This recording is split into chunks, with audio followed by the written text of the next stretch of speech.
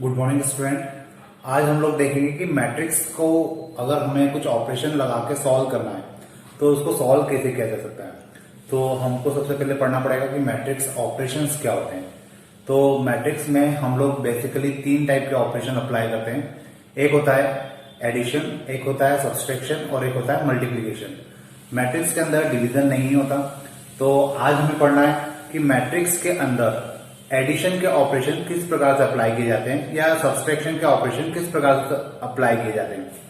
तो let start. मान लेते हैं ये हमारे पास एक मैट्रिक्स है A 4 2 5 4 और एक मैट्रिक्स है B 6 2 9 8 4 और 2। इस मैट्रिक्स का ऑर्डर है मेरे पास 2 क्रॉस 2 और इस मैट्रिक्स का ऑर्डर है मेरे पास 2 क्रॉस 3। अब मगर मुझे यहां पर a प्लस बी निकालना है, a प्लस बी अगर मुझे फाइंड आउट करना है तो उस कंडीशन में मुझे इन दोनों मैट्रिक्स को ऐड करना होगा। अब अगर इन दोनों मैट्रिक्स को मुझे ऐड करना है तो इसका पहला रूल होता है कि ये जो ऑर्डर है ये दोनों आपस में एग्जैक्टली सेम होना चाहिए। जब भी दो मैट्रिक्स को आपको ऐड करना होगा आपको ये बात हमेशा ध्यान में रखना है कि इन दोनों का ऑर्डर सेम होना चाहिए। तो फिलहाल इन दोनों के ऑर्डर अलग अलग है। यहाँ पे 2 क्रॉस 2 है, यहाँ पे 2 क्रॉस 3 है। तो आप इन दोनों मैट्रिक्स को ऐड नहीं कर सकते। अतः यहाँ पर आपको क्या करना होगा, मान लेते हैं कि अब हमारे पास एक मैट्रिक्स है जिसका ऑर्डर कितना है 2 क्रॉस 2 है। तो मैं इन दोनों मैट्रिक्स को ऐड कर सकता हूं। कैसे ऐड करेंगे, तो दोनों मैट्रिक्स में यहां लिख लीजिए 4 2 5 4 प्लस 6 2 9 8। अब मुझे इनका सम निकालना है। तो देखिए कैसे आएगा, 4 का प्लस होगा किसके साथ, 6 के साथ। मतलब मैं ये कह सकता हूं कि मैट्रिक्स में जब हम लोग एडिशन करते हैं तो इस एडिशन में आपको करस्पॉन्डिंग एलिमेंट को करस्पॉन्डिंग एलिमेंट के साथ प्लस करना होता है। मतलब 4 6 से प्लस होगा तो यहां कितना आ जाएगा 10, 2 2 से प्लस होगा कितना आ जाएगा 4, 5 9 से प्लस होगा कितना आ जाएगा 14 और जब 4 8 से प्लस होगा तो ये आ जाएगा 12। तो इस प्रकार से हमारे पास यहाँ पे क्या होगा, मैट्रिक्स का एडिशन हो जाएगा। मतलब आपको यहाँ पे एक बात समझ में आई होगी कि जब भी मुझे दो मैट्रिक्स को प्लस करना है इवन माइनस करना है तो आपको हमेशा क्या देखना है, यहाँ पे इनके ऑर्डर पे ध्यान रखना है। इनके ऑर्डर क्या होना चाहिए, सेम होना चाहिए। अगर इनके ऑर्डर सेम है तो ही आप इन दोनों मैट्रिक्स को प्लस कर सकते हो या माइनस कर सकते हो।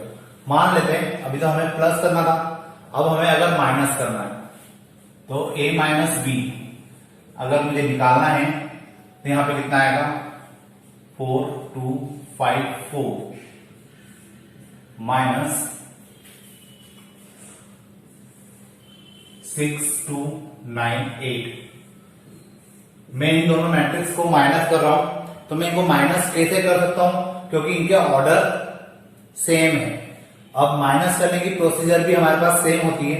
क्या प्रोसीजर होती है कि जो करस्पॉन्डिंग एलिमेंट होते हैं उनको आपस में माइनस कर दिया जाता है।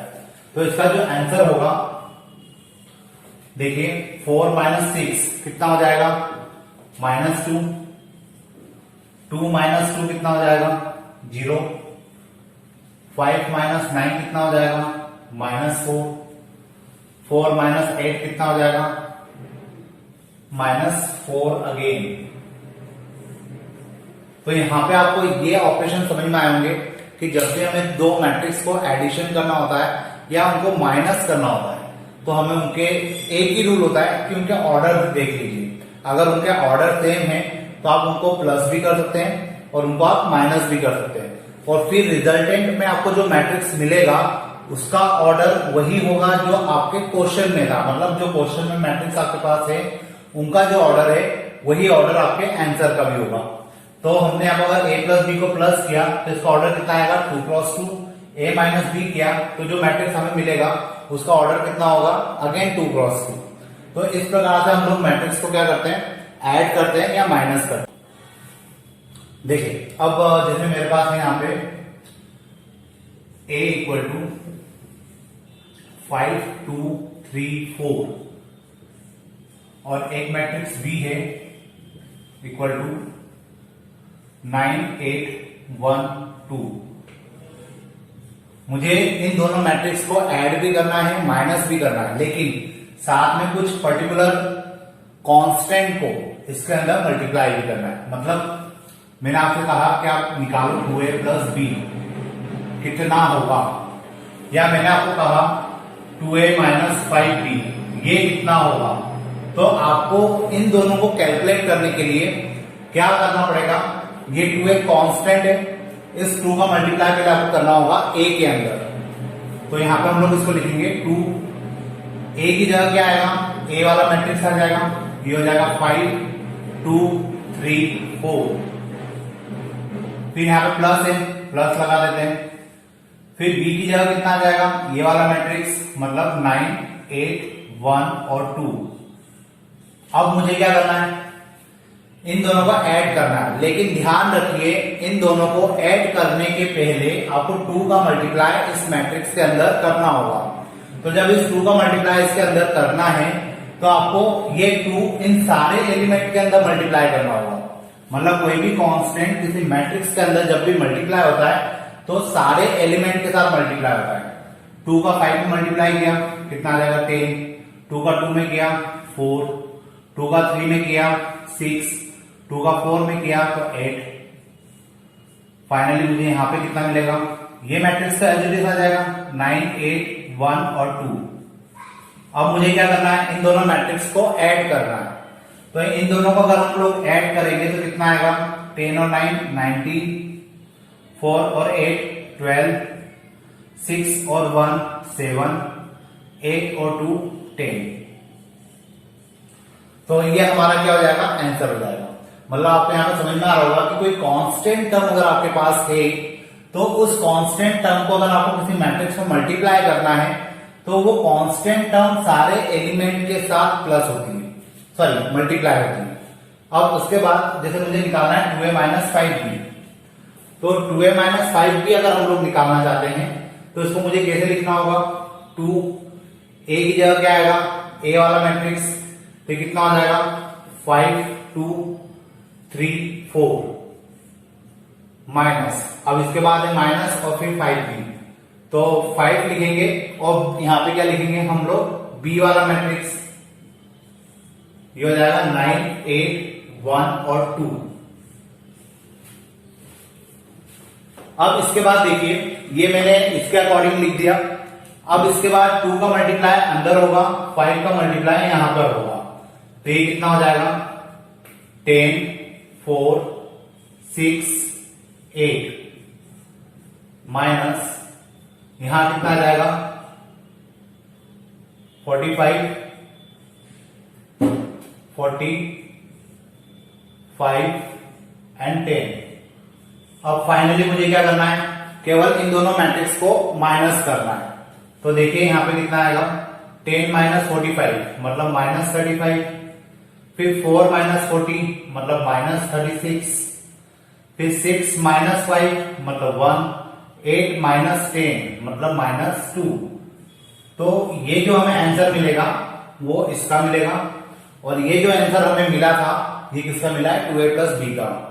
तो इस प्रकार से हम लोगों ने क्या किया, अभी एक तो हमने ये देखा कि मैट्रिक्स को हम लोग ऐड कैसे करते हैं, मैट्रिक्स को हम लोग माइनस कैसे करते हैं, और साथ में हमने ये भी देखा कि अगर कोई कांस्टेंट टर्म अगर आपको मैट्रिक्स में मल्टीप्लाई करना है तो उसका मल्टीप्लीकेशन किस प्रकार से होता है। जब हम लोग इस कांस्टेंट टर्म का मल्टीप्लीकेशन किसी मैट्रिक्स के साथ करते हैं तो इसका मल्टीप्लीकेशन मैट्रिक्स के सारे एलिमेंट के साथ होता है। तो आपको ये बात ध्यान रखना जरूरी है। फिर मैट्रिक्स मल्टीप्लीकेशन के ऊपर बात करेंगे जो कि इस चैप्टर का सबसे ज्यादा इंपॉर्टेंट टॉपिक होता है। लास्ट लेक्चर में हम लोगों ने दो मैट्रिक्स को प्लस करना और माइनस करना सीखा था। हमने वहां पे देखा था कि किस प्रकार से मैट्रिक्स को हम लोग ऐड कर सकते हैं या माइनस कर सकते हैं। हमने वहां पे एक रूल भी पढ़ा था कि अगर दो मैट्रिक्स को अगर हम लोग ऐड करना चाहते हैं या माइनस करना चाहते हैं तो हमें उनके ऑर्डर को देखना होता है। अब आज हम लोग देखेंगे कि मैट्रिक्स का मल्टीप्लिकेशन किस प्रकार से होता है। तो मान लेते हैं कि हमारे पास एक मैट्रिक्स है 4 2 3 2, ये मैट्रिक्स ए हो गया, और एक मैट्रिक्स है बी 1 4 3 6, एक मैट्रिक्स सी हो गया। अब अगर मुझे इन दोनों मैट्रिक्स का मल्टीप्लिकेशन करना है, मतलब मुझे क्या निकालना है, ए मल्टीप्लाई बी निकालना है, ठीक है। तो मैट्रिक्स मल्टीप्लिकेशन के लिए भी हमारे पास रूल होता है, और वो रूल क्या होता है कि जब भी आप लोग दो मैट्रिक्स को मल्टीप्लाई करना चाहते हैं तो इनके ऑर्डर पे आपको ध्यान रखना होता है। इनके जो ऑर्डर होते हैं, इसमें जैसे हम लोगों ने एडिशन और सब्सट्रैक्शन में क्या देखा था कि इसके ऑर्डर एग्जैक्टली सेम होना चाहिए, तब ही हम लोग क्या कर सकते हैं, मैट्रिक्स को ऐड कर सकते थे या माइनस कर सकते थे। लेकिन आज या अब इस लेक्चर में हम लोग जो पढ़ेंगे वो होगा मैट्रिक्स का मल्टीप्लिकेशन। और जब हम लोग मल्टीप्लिकेशन की बात करेंगे तो आपको ये देखना होगा कि जो पहला मैट्रिक्स है, मतलब जिसको आप लोग आगे रखने वाले हैं, उस मैट्रिक्स का कॉलम और पहले मैट्रिक्स का रो, ये दोनों आपस में सेम होना चाहिए। अगर ये वैल्यू और ये वैल्यू सेम है तो ही इन दो मैट्रिक्स का मल्टीप्लिकेशन हो पाएगा। अगर इन दोनों वैल्यू में कोई डिफरेंस है या ये दोनों वैल्यू अलग अलग है तो आप मैट्रिक्स का मल्टीप्लाई नहीं कर सकते। फिर इन दोनों वैल्यू का, मतलब इस कॉलम का, सॉरी इस रो का और इस कॉलम का क्या यूज होता है ये भी आपको आगे पता चलेगा। लेकिन दो मैट्रिक्स को मल्टीप्लाई करने के लिए आपको कम से कम फर्स्ट मैट्रिक्स का कॉलम और सेकंड मैट्रिक्स की रो का इक्वल होना, ये देखना बहुत जरूरी है। तो फिलहाल मुझे दो मैट्रिक्स का मल्टीप्लाई करना है। दो मैट्रिक्स में ऑर्डर 2 क्रॉस 2 और 2 क्रॉस 2 है। यहाँ पे आप लोग देख सकते हैं कि ये वाली वैल्यू और ये वाली वैल्यू इक्वल है। अब अगर ये दोनों वैल्यू इक्वल है तो मैं इन दोनों मैट्रिक्स का मल्टीप्लाई कर सकता हूं। तो देखिए किस प्रकार से मल्टीप्लाई किया जाता है। फर्स्ट मैट्रिक्स के हम लोग रो लेते हैं और सेकंड मैट्रिक्स हम लोग कॉलम लेते हैं। मतलब 4 का मल्टीप्लाई होगा 1 के साथ, तो 4.1 प्लस 2 का मल्टीप्लाई होगा 3 के साथ, 2.3। मतलब यहां से आपको एक बात ये समझ में आना जरूरी है कि यहां से हम लोग एक रो लेंगे और यहां से हम लोग एक कॉलम लेंगे। तो जब भी हम लोग एक रो लेंगे और एक कॉलम लेंगे तो ये आपको एक सिंगल एलिमेंट देगा मैट्रिक्स का। तो हम इसको कैलकुलेट करेंगे तो हमें क्या मिल जाएगा, एक एलिमेंट मिल जाएगा। अब वैसे ही फर्स्ट रो का हमने फर्स्ट कॉलम के साथ मल्टीप्लाई कर दिया।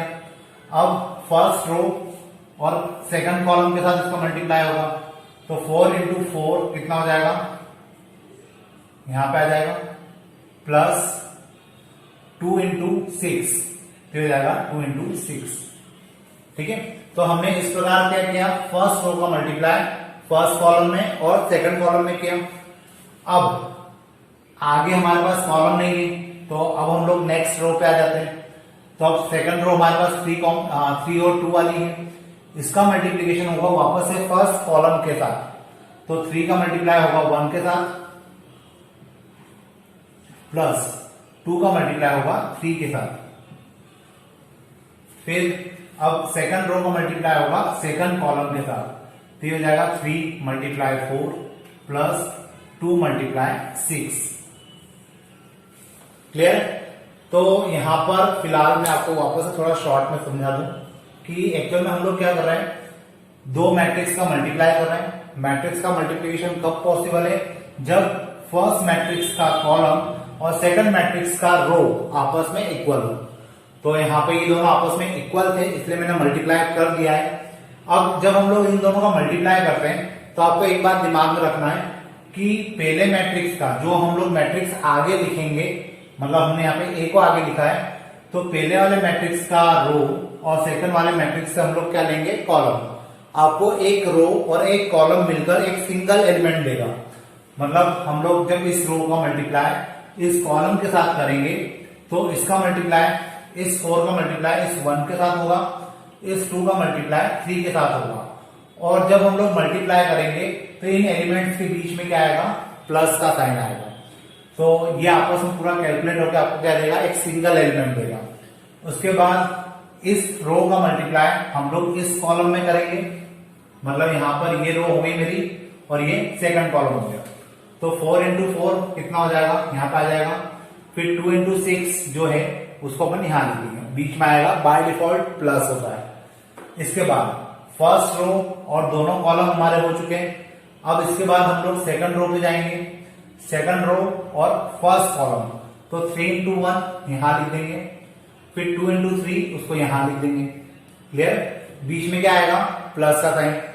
उसके बाद सेकंड रो और सेकंड कॉलम, तो 3 का मल्टीप्लाई 4 में हो जाएगा, फिर 2 का मल्टीप्लाई 6 में हो जाएगा और उसको यहां लिख दिया जाएगा। इसके बाद A dot B equal to, इसको सिंप्लीफाई करते हैं तो ये कितना आएगा 4 और ये कितना आएगा 6, तो हो जाएगा 4 प्लस 6, यहां आ जाएगा 16 प्लस 12, फिर ये हो जाएगा 3 प्लस 6 और ये हो जाएगा 12 plus 12। A dot B equal to 4 plus 6 कितना हो जाएगा 10, 16 प्लस 12 ये हो जाएगा 28, 3 प्लस 6 ये कितना हो जाएगा 9 और 12 और 12 हो जाएगा 24। तो मेरा जो ए डॉट बी है वो ए डॉट बी बोलूं या इसको ए मल्टीप्लाई बी बोलूं, ये कितना आएगा 10, 28, 9 और 24। अब देखिए यहां पे मैं आप लोगों को बताना चाह रहा था कि मैंने कहा था कि जब भी दो मैट्रिक्स को आपको मल्टीप्लाई करना है तो आपको किस बात पे ध्यान रखना है, फर्स्ट मैट्रिक्स का कॉलम और दूसरे मैट्रिक्स का रो आपस में इक्वल होना चाहिए।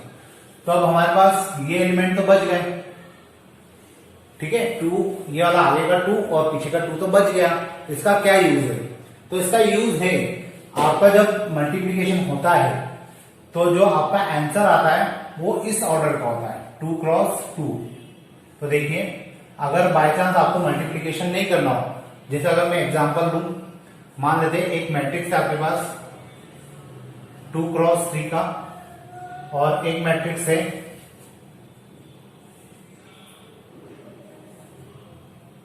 3 क्रॉस 1 का, तो क्या इन दोनों मैट्रिक्स का मल्टीप्लीकेशन हो जाएगा? यस, इन दोनों का मल्टीप्लीकेशन हो जाएगा और जो आपका आंसर आएगा वो मैट्रिक्स का ऑर्डर क्या होगा 2 क्रॉस 1 होगा। कैसे पता लग रहा है? क्योंकि मैंने कहा था कि अगर दो मैट्रिक्स का आपको मल्टीप्लीकेशन करना है तो आपको क्या चेक करना होता है, आपको चेक करना होता है कि पहले मैट्रिक्स का जो कॉलम है दूसरे मैट्रिक्स का जो रो है वो आपस में इक्वल होना चाहिए। तो यहाँ पे इक्वल है तो इन दोनों का मल्टीप्लीकेशन तो हो जाएगा, लेकिन जो आंसर आएगा उस आंसर को मैं बिना निकाले पता कर सकता हूं कि मेरे आंसर का जो मैट्रिक्स होगा उसका ऑर्डर क्या होगा, तो उसका ऑर्डर होगा 2 क्रॉस 1। कहां से पता चलता है मुझे, ये 2 और ये 1। ये जो दो एलिमेंट थे जिनके बारे में बात कर रहा था स्टार्टिंग में, मैंने कहा था कि इनका भी यूज होता है। तो इनका यूज क्या होता है, बिना मल्टीप्लीकेशन किए हम लोग ये पता कर सकते हैं कि जो हमारा आंसर आएगा उसका ऑर्डर कितना होगा, वो हमें इनसे पता चलता है। तो होपफुली आपको ये समझ में आया होगा कि मैट्रिक्स को मल्टीप्लाई हम लोग कैसे कर सकते हैं। अब हम लोग और थोड़े से इन क्वेश्चन पर प्रैक्टिस करेंगे, तो हमारा जब भी नेक्स्ट लेक्चर होगा तो मैं आपको और डिफरेंट टाइप्स के मैट्रिक्स को मल्टीप्लाई करके बताऊंगा। तो आपको थोड़ा सा इसके ऊपर हैबिट हो जाएगी, तो आप ये क्वेश्चन अच्छे से कर पाएंगे, क्योंकि जो मैट्रिक्स का मल्टीप्लीकेशन है वो हमारे इस चैप्टर के लिए, इस चैप्टर के पॉइंट ऑफ व्यू से बहुत ज्यादा इंपॉर्टेंट है। और यहाँ पे एक बात मैं आपको और जरूर बताना चाहूंगा कि ए डॉट बी जो है, अगर आपने बी डॉट ए निकाला होता तो जरूरी नहीं है कि ये ए डॉट बी के इक्वल आए। ये दोनों आपस में इक्वल भी हो सकते हैं और मल्टीप्लीकेशन में भी हो सकते हैं। तो हम लोग इसके ऊपर भी कुछ बातें करेंगे, तो हमारा जब नेक्स्ट लेक्चर होगा तो उसमें आपको ये चीजें भी सीखने को मिलेगी। लास्ट स्लाइड में हमने देखा था कि दो मैट्रिक्स को हम लोग किस प्रकार से ऐड कर सकते हैं या और किस प्रकार से उनको माइनस कर सकते हैं। फिर उसके बाद हमने देखा था कि दो मैट्रिक्स को अगर हमें मल्टीप्लाई करना होता है तो हमें किस प्रकार से उनका मल्टीप्लाई करना होता है। तो जो इससे जस्ट पहले वाला जो लेक्चर हुआ था उसमें मैंने आपको बताया था कि दो मैट्रिक्स को हम लोग मल्टीप्लाई कर रहे थे और दोनों मैट्रिक्स के जो ऑर्डर थे वो 2 क्रॉस 2 थे, मतलब वहां पर ऑर्डर सेम थे। तो मैं वहां पर आपको ये जस्टिफाई नहीं कर पाया था कि अगर हमारे पास डिफरेंट ऑर्डर के मैट्रिक्स हो तब भी उनका मल्टीप्लाई किया जा सकता है। तो मैंने लास्ट लेक्चर में बोला भी था आपको कि अब जब नेक्स्ट लेक्चर होगा तो हम लोग डिफरेंट टाइप्स के मैट्रिक्स लेंगे, डिफरेंट टाइप्स के ऑर्डर वाले मैट्रिक्स लेंगे और उनका मल्टीप्लाई करके देखेंगे।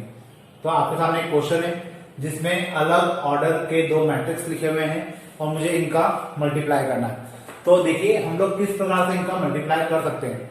अब अगर मुझे इनका मल्टीप्लाई करना है तो मैंने आपको लास्ट लेक्चर में भी कहा था कि इनके ऑर्डर मतलब फर्स्ट मैट्रिक्स का जो कॉलम होता है और सेकंड मैट्रिक्स का जो रो होता है उनका इक्वल होना जरूरी है। तो यहाँ पे आप देख सकते हैं यहाँ पे 3 है, यहाँ पे भी 3 है, तो दोनों मैट्रिक्स का मल्टीप्लाई किया जा सकता है। तो अगर मैं इनका मल्टीप्लाई करूं तो मैं यहां लिखूंगा a डॉट बी। अब आपको यहाँ पे एक और बात ध्यान रखना है कि जब भी दो मैट्रिक्स का मल्टीप्लाई किया जाता है तो जिस ऑर्डर में आप लोग यहाँ पे a और b या c वगैरह लिखेंगे, नाम लिखेंगे मैट्रिक्स का, उसका उसी ऑर्डर में आपको यहाँ पे मैट्रिक्स को भी लिखना होगा। मतलब अगर आपने आगे a लिखा है तो आगे a वाला मैट्रिक्स ही आएगा 1 2 3 4 5 6 और जो b मैट्रिक्स है इसकी जगह पे b वाला मैट्रिक्स आएगा 1 2 3। यहां पर अगर आपने ऑर्डर चेंज किया तो आपका मैट्रिक्स अलग आ सकता है, मतलब उसका सॉल्यूशन अलग हो सकता है। दूसरी बात ये कि इनके बीच में आप मल्टीप्लाई का साइन नहीं लगाएंगे, केवल डॉट लगाएंगे। यहाँ पे मल्टीप्लीकेशन का साइन नहीं लगाया जाता। अब हम लोग क्या करना है, इनका मल्टीप्लाई करना है। और मैंने आपको कहा भी था कि जब भी आप दो मैट्रिक्स का मल्टीप्लाई करेंगे तो जो आगे वाला मैट्रिक्स है उस मैट्रिक्स की रो और सेकंड मैट्रिक्स का कॉलम का मल्टीप्लाई होता है। तो देखिए क्या होगा, 1 का मल्टीप्लाई 1 में 1 डॉट 1, 2 का मल्टीप्लाई 2 में 2 डॉट 2 प्लस 3 का मल्टीप्लाई 3 में तो 3 डॉट 3। इसके बाद सेकंड, अब क्योंकि आगे मेरे पास कॉलम नहीं है इसलिए मैं सेकंड रो पे आ जाऊंगा। सेकंड रो का मल्टीप्लाई होगा फर्स्ट कॉलम के साथ, तो 4 dot 1 plus 5 dot 2 plus 6 dot 3। ये मुझे क्या मिलेगा, एक ऐसा मैट्रिक्स मिलेगा जिसका मैं मल्टीप्लाई कर चुका हूं, बस अब मुझे इसको कैलकुलेट करना है। तो देखिए इसका आंसर क्या होगा, ये हो जाएगा 1 प्लस 4 प्लस 9, नीचे आ जाएगा 4 प्लस 10 प्लस 18। ठीक है, अब ये जो मेरे पास आया है इसको अगर मैं थोड़ा सा और सिंप्लीफाई कर दूं तो फाइनली मेरा हो जाएगा ये 14 और नीचे आ जाएगा 32। तो ये मेरा मैट्रिक्स बन गया, ये मेरा सॉल्यूशन हो गया। लास्ट टाइम भी मैंने आपको कहा था कि जब आपके पास मैट्रिक्स गिवन हो और उस मैट्रिक्स में आपको ये दो एलिमेंट तो आपको बताते कि मैट्रिक्स का मल्टीप्लाई होगा कि नहीं होगा, लेकिन ये आगे के मतलब इसका ये रो वाला एलिमेंट और ये कॉलम वाला एलिमेंट आपको बताता है कि आपका जो आंसर आएगा उसका ऑर्डर क्या होगा। तो इसका ऑर्डर हो जाएगा 2 क्रॉस 1। तो यहां पे हमने आज डिफरेंट मैट्रिक्स लिए थे जिनके ऑर्डर डिफरेंट थे और उसका मल्टीप्लाई करके देगा। अभी मैं आपको और थोड़े से इसके एग्जांपल्स करवा देता हूं ताकि आपके अच्छे से प्रैक्टिस हो जाए, क्योंकि ये हमारे मैट्रिक्स चैप्टर का सबसे इंपॉर्टेंट टॉपिक है। तो अपन अब चलते हैं नेक्स्ट क्वेश्चन की तरफ। देखिए ये मेरे पास एक मैट्रिक्स है, दो मैट्रिक्स है, मुझे इन दोनों मैट्रिक्स का क्या करना है, मल्टीप्लाई करना है। तो जब मुझे इन दोनों का मल्टीप्लाई करना है तो सबसे पहले तो मुझे क्या चेक करना चाहिए, इनका ऑर्डर। इसका ऑर्डर कितना है 2 क्रॉस 3 और इस वाले मैट्रिक्स का ऑर्डर कितना है 3 क्रॉस 2। अब जब इनके ऑर्डर मैंने लिख दिए हैं तो मैं यहां पे देख सकता हूं कि ये 3 और ये 3 आपस में इक्वल है। ठीक है, अब अगर ये दोनों आपस में इक्वल है तो मतलब मैं इन दोनों का मल्टीप्लाई कर सकता हूं। अब इनका मल्टीप्लाई कैसे करेंगे तो देखते हैं अपन। मुझे a डॉट बी निकालना है। मैंने अभी कहा था कि जब भी आपको a डॉट बी निकालना हो तो अगर आपने a आगे लिखा है तो यहाँ पे मैट्रिक्स a ही आगे लिखना है। तो ये हो जाएगा 3 3 5 4 4 और 4। और जबकि जो दूसरा मैट्रिक्स है वो कितना हो जाएगा -3 4 2 -5 1 और 1। ये हमने दो मैट्रिक्स लिख दिए। अब इनका अपन मल्टीप्लाई करना स्टार्ट करते हैं। तो देखिए फर्स्ट मैट्रिक्स का हम लोग क्या लेंगे, यहां से रो और यहां से कॉलम। तो देखिए इसको किस प्रकार से लिखेंगे हम लोग, इन दोनों का मल्टीप्लाई होगा, मतलब मैं यहां से रो ले रहा हूं और यहां से कॉलम, तो इस 3 का मल्टीप्लाई होगा इस -3 के साथ, तो मैं यहां लिखूंगा 3 मल्टीप्लाई -3 प्लस इस 3 का मल्टीप्लाई होगा इस 2 के साथ, तो 3 इंटू 2, फिर 5 का मल्टीप्लाई होगा 1 के साथ, तो 5 इंटू 1। क्लियर है? इसके बाद अब इसी रो का मल्टीप्लाई करेंगे हम लोग इस कॉलम के साथ, मतलब रो तो वही रहेगी लेकिन कॉलम बदलेगा, तो 3 का मल्टीप्लाई 4 के साथ प्लस 3 का मल्टीप्लाई -5 के साथ प्लस 5 का मल्टीप्लाई 1 के साथ। तो अभी हमने फर्स्ट रो का मल्टीप्लाई फर्स्ट कॉलम और सेकंड कॉलम के साथ किया है। अब हम लोग सेकंड रो का मल्टीप्लाई फर्स्ट कॉलम और सेकंड कॉलम के साथ करेंगे। तो देखिए कैसे होगा। इस रो का मल्टीप्लाई मुझे इस कॉलम के साथ करना है, तो 4 का मल्टीप्लाई -3 के साथ होगा, ये हो जाएगा 4 मल्टीप्लाई -3, फिर 4 मल्टीप्लाई 2, फिर 4 मल्टीप्लाई 1। ठीक है। अब जो सेकंड रो है इसका मल्टीप्लाई सेकंड कॉलम के साथ होगा, तो 4 मल्टीप्लाई 4, फिर 4 मल्टीप्लाई -5 और लास्ट में 4 का मल्टीप्लाई हो जाएगा 1 के साथ। तो ये मुझे एक मैट्रिक्स मिला है जिसमें भी मैंने केवल मल्टीप्लिकेशन के फॉर्म में एलिमेंट्स को लिखा है। अब मुझे फाइनली क्या करना है, इसको कैलकुलेट करना है। तो अब अगर मैं इसको कैलकुलेट करूं तो देखते क्या आता है। ये हो जाएगा -9 प्लस 6 प्लस 5, ठीक है।